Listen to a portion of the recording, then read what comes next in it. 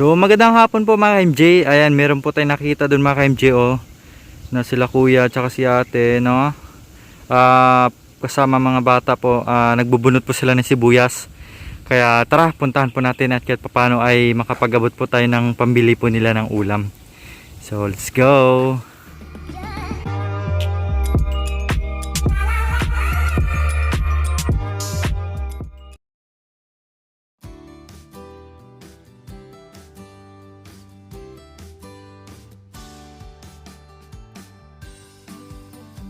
Yan, nandito kami sa Sibuyasan mga ka-MJ. Magandang hapon po nanay. Anong ginagawa niyo po nay? Ito, naghahanap ng sibuyas. Bakit sinasaksak niyo po? Kasi matigas po. Gano'n. Dapat yung flat yung ano niyo nanay, yung ano po yung tigan niya, no? Matigas sir. Yan. Magandang hapon mga busing. Yan. Magkano per kilo po niyan ngayon? Ewan ko po, kay kapitan. Sa bayan po kasi mga 80 plus na po yan eh. Yan. Yan, pati mga bata tumutulong din, oh. Mga anak niyo po, sir? Yan, napakasipag naman. Ilan po anak niyo, sir? 6 yung anak ko. Wow, kunti lang. 6 kayo po, sir? Isa lang po. Tipid si kuya. Magkapatid po kayo? Hindi, kapitbahay. Kami rito kay kapitan. Opo. Magkano naman po sahod nyo? Arawan po ba o ano? Araw-arawan po kami. Magkano po? Malaki na po yun, no? Kasi nga sa amin nga dati kahit magapas ka ng maglilinis ng Dabong 120 lang, 110 depende. Maghapon po yun. Maghapon mula alas 6 ng umaga po hanggang alas 4. Opo, napakaliit. Pag babae mas mababa yung sahod ng babae, 110. Bakit naman na sir? Ewan, depende, ewan ko sa ano, sa caretaker nagbabantay. Dito mahirap dito. Ano ba? Opo. Araw lang ang kalaban natin. Opo, syempre sa hirap ng buhay kailangan gumawa ng paraan. Yan, napakasipag ng mga bata, oh. Hirap pala, hindi pala basta-basta bunutin kasi mapuputol yung ano. Hindi rin to pwede sa matubig, sir, no? Kasi masisira. Sira talaga yung yung parating tubig. Ayun. Ito mga ito sir, inuod eh. Ay, naud. Bakit hindi po na-sprayhan ng ano? Kahit isprayan mo wala na, nandyan na sila, umatake na eh. Tignan yung mga hindi pa inuod. Marami po palang reject, no?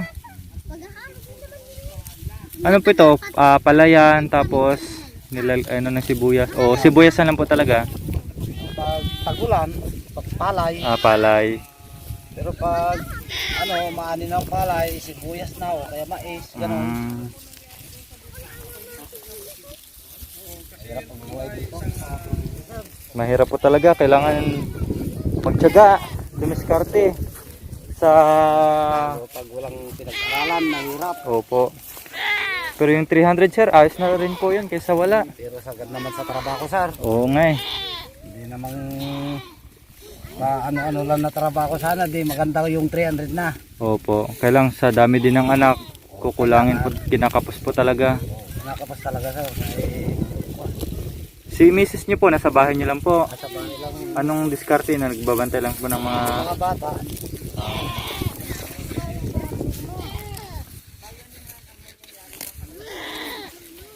Kaya ang hirap na dito sa bukid. Opo. Anong pangalan niyo po, kuya? Benji sir. Ay, Binji Paras. Kayo po, kuya? Benji din po. Ay, Binji, ito kayo. Binji, para siyang Binji. Kayo po, nanay, pangalan niyo po, nanay? Ha? Mimi. Si nanay Mimi. Ayan. Ilan din po anak niyo, nanay Mimi?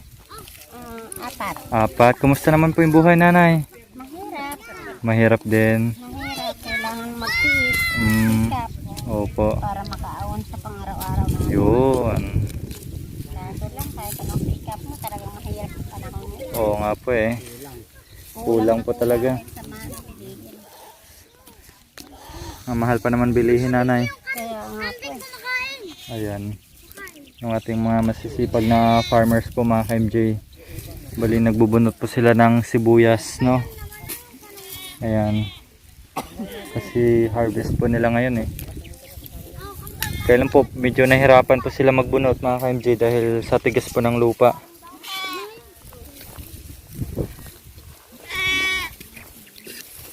O yun o, mabibilis ng mga bata. Hi! Oh, ang bilis o!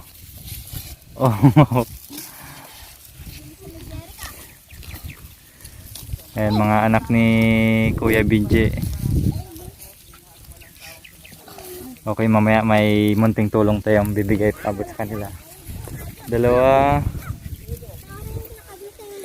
Dalawa na lang. Tuhod, lahat. Lahat ng Anong masakit, sir? Masakit dito sa likod. Nagtitiis lang tayo Opo. dahil sa hirap at ginawa. Para sa pamilya po, sir, no? Para sa pamilya. Ayan. Eh kung hindi naman magpis na magtrabaho, wala namang kakainin yung mga bata. Tama po. Kawawa yung mga bata. Oo. Ayan. Medyo... Ibali ng tao dahil hindi natin maramdaman yung gutom. Yung mga bata, maramdaman nila ang gutom. Tayong mga malalaki, matitiis natin yung gutom. Pero yung mga bata, hindi natin matiis na umiiyak sa gutom.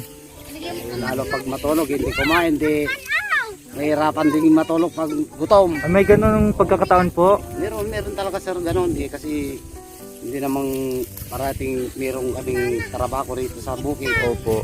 Kasi nakikiupa lang naman kami. Opo.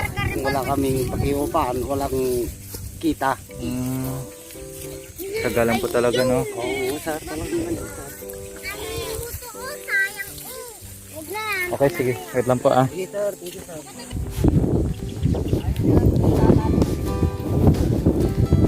Ito po, Kuya Benji. Pang bili-bili nyo po ng ulam. Opo, ayan, pagpasensyahan nyo na po, ah. Ayan, meron ka lang ito dyan. Ayan. Salamat sir. Hindi naman po tayo mayaman. Oo, sige Kahit sir. paano po may pambili po kayo ng ulam sa araw na ito. Sa'yo din, Kuya Benji, oh. Thank you po sir. Ayan. Salamat sir. Sige, pagpasensya nyo na po, Kuya, ah. Sige sir, Ayan. thank you sa tulong. Opo, at kay nanay din po. Nanay, oh, pambili ng ulam. Thank you po sa Thank you po sa grasya. Sana pagpalain kayo ng Diyos na marami pa po kayong matulungan. Okay, sige po. Yan, sige po mga kuya, dito na po kami. Salamat sir. Pagpasensya nyo na po.